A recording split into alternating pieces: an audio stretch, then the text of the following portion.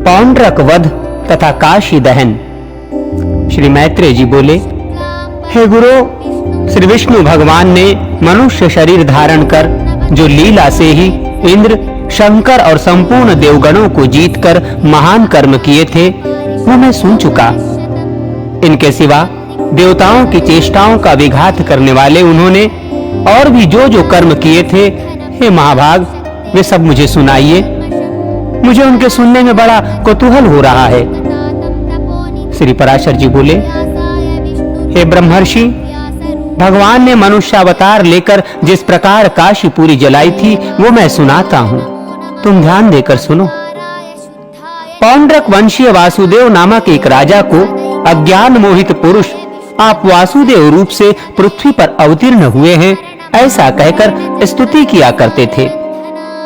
अंत में वो भी यही मानने लगा कि मैं वासुदेव रूप से पृथ्वी में अवतीर्ण हुआ हूं। इस प्रकार आत्मविस्मृत हो जाने से उसने विष्णु भगवान के समस्त चिन्ह धारण कर लिए और महात्मा कृष्णचंद्र के पास ये संदेश लेकर दूत भेजा कि हे मूढ़, अपने वासुदेव नाम को छोड़कर मेरे चक्र आदि संपूर्ण चिन्हों को छोड़ दे, और यदि तुझे जीवन की इच्छा है तो मेरी शरण में आ।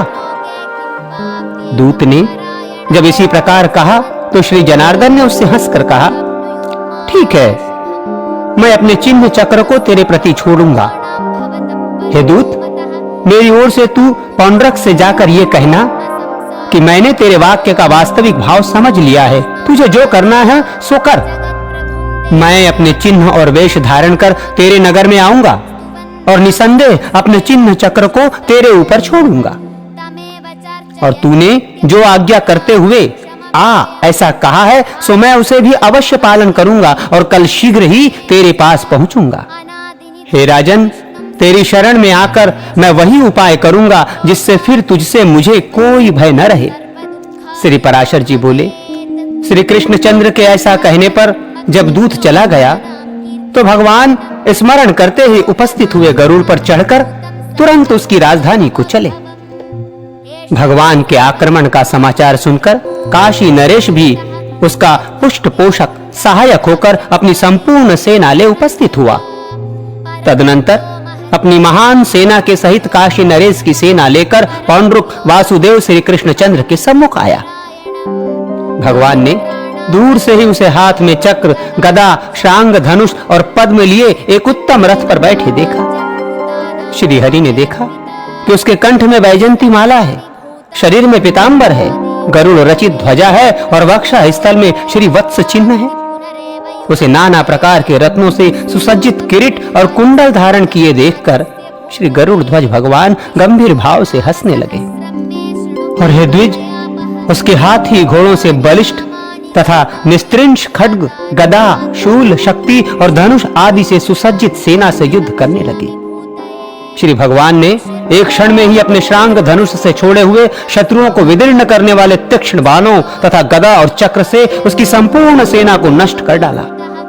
इसी प्रकार काशीराज की सेना को भी नष्ट करके श्री जनार्दन ने अपने चिन्हों से युक्त मूढ़मती पौंड्रक से कहा। श्री भगवान बोले, हे पौंड्रक, मेरे प्रति तूने जो दूत के मुख से यह कहलाया था कि मेरे चिन्हों को छोड़ दे, सो मैं तेरे सम्मुख उस आज्ञा को संपन्न करता हूं। देख, ये मैंने चक्र छोड़ दिया, ये तेरे ऊपर गदा भी छोड़ दी और ये गरुड़ भी छोड़े देता हूं, ये तेरी ध्वजा पर आरूढ़ हो। श्री पराशर जी बोले, ऐसा कहकर छोड़े हुए चक्र ने पौंड्रुक को विदीर्ण कर डाला, गदा ने नीचे गिरा दिया और गरुड़ ने उसकी ध्वजा तोड़ डाली। तदनंतर संपूर्ण सेना में हाहाकार मच जाने पर अपने मित्र का बदला चुकाने के लिए खड़ा हुआ काशी नरेश श्री वासुदेव से लड़ने लगा। तब भगवान ने शांग धनुष से छोड़े हुए एक बाण से उसका सिर काटकर संपूर्ण लोगों को विस्मित करते हुए काशीपुरी में फेंक दिया। इस प्रकार पौंड्रक और काशी नरेश को अनुचरों सहित मारकर भगवान फिर द्वारका को लौट आए और वहां स्वर्ग सदृश सुख का अनुभव करते हुए रमण करने लगे। इधर काशीपुरी में काशीराज का सिर गिरा देख संपूर्ण नगरवासी विस्मय पूर्वक कहने लगे, ये क्या हुआ, इसे किसने काट डाला?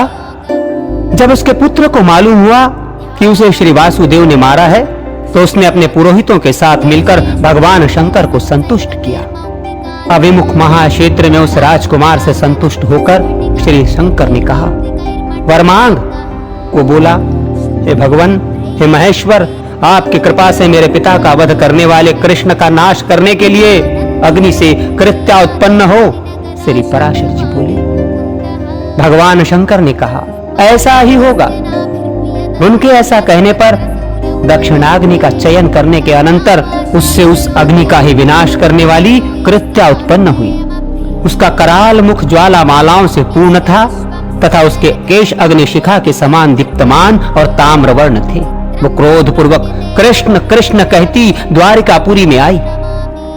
हे मुने, उसे देखकर लोगों ने भय विचलित नेत्रों से जगतपति भगवान मधुसूदन की शरण ली। जब भगवान चक्रपाणी ने जाना कि श्री शंकर की उपासना कर काशी राज के पुत्र ने ही यह महाकृत्या उत्पन्न की है, तो अक्ष कीड़ा में लगे हुए उन्होंने लीला से ही यह कहकर कि इस अग्नि ज्वालामयी जटाओं वाली भयंकर कृत्या को मार डाल, अपना चक्र छोड़ा।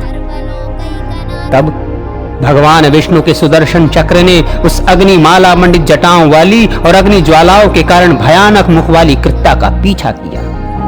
उस चक्र के तेज से दग्ध होकर छिन्न भिन्न होती हुई वो माहेश्वरी कृत्या अति वेग से दौड़ने लगी तथा वो चक्र भी उतने ही वेग से उसका पीछा करने लगा। हे मुनिश्रेष्ठ, अंत में विष्णु चक्र से हत प्रभाव हुई कृत्या ने शीघ्रता से काशी में ही प्रवेश किया। उस समय काशी नरेश की संपूर्ण सेना और प्रथमगण अस्त्र शस्त्रों से सुसज्जित होकर उस चक्र के सम्मुख आए। तब वो चक्र अपने तेज से शस्त्रार्थ प्रयोग में कुशल उस संपूर्ण सेना को दग्ध कर कृत्या के सहित संपूर्ण वाराणसी को जलाने लगा। जो राजा, प्रजा और सेवकों से पूर्ण थी, घोड़े, हाथी और मनुष्यों से भरी थी, संपूर्ण गोष्ठ और कोशों से युक्त थी और देवताओं के लिए भी दूरदर्शनीय थी, उसी काशीपुरी को भगवान विष्णु के उस चक्र ने उसके ग्रह, कोट और चबूतरों में अग्नि की ज्वालाएं प्रकट कर जला डाला। अंत में जिसका क्रोध अभी शांत नहीं हुआ तथा जो अत्यंत उग्र कर्म करने को उत्सुक था और जिसकी दीप्ति चारों ओर फैल रही थी, वो चक्र फिर लौटकर भगवान विष्णु के हाथ में आ गया।